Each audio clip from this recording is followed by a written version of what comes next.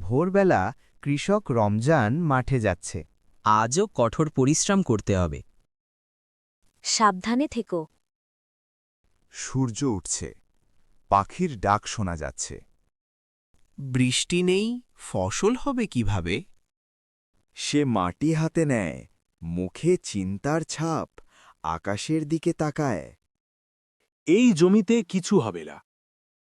রমজান চুপ, মন খারাপ, কিন্তু আশা ছাড়ে না। আমি চেষ্টা করব। রাতে ক্লান্ত হয়ে বসে স্ত্রী পানি দিচ্ছে। হাল ছাড়ব না। আমি তোমার সাথে আছি। হঠাৎ বৃষ্টি শুরু। রমজান হাসছে। আল্লাহ দয়া করেছে। জমিতে পানি জমিছে। বীজ বপন করছে, স্ত্রী সাহায্য করছে। এবার ভালো হবে। দুজনেই খুশি। গাছ গজাতে শুরু। দেখো, ফসল উঠছে। স্ত্রী হাসছে। সবুজ মাঠ, খুশির পরিবেশ।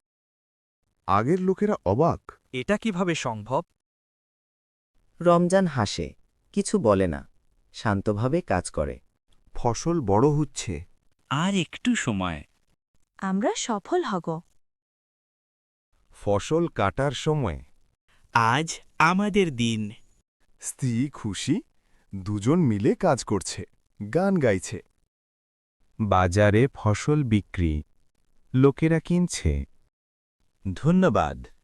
টাকা হাতে পাচ্ছে, মুখে হাসি। আগের লোকেরা লজ্জিত। আমরা ভুল ছিলাম। সবাই চুপ, সম্মান দেখায়। নতুন ঘর বানাচ্ছে। আমাদের স্বপ্ন পূরণ হয়েছে।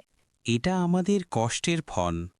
খুশির পরিবার, সুখের জীবন। পরবর্তীতে আপনারা কোন বিষয়ের ওপর গল্প দেখতে চান সেটা অবশ্যই কমেন্ট বক্সে জানাবেন।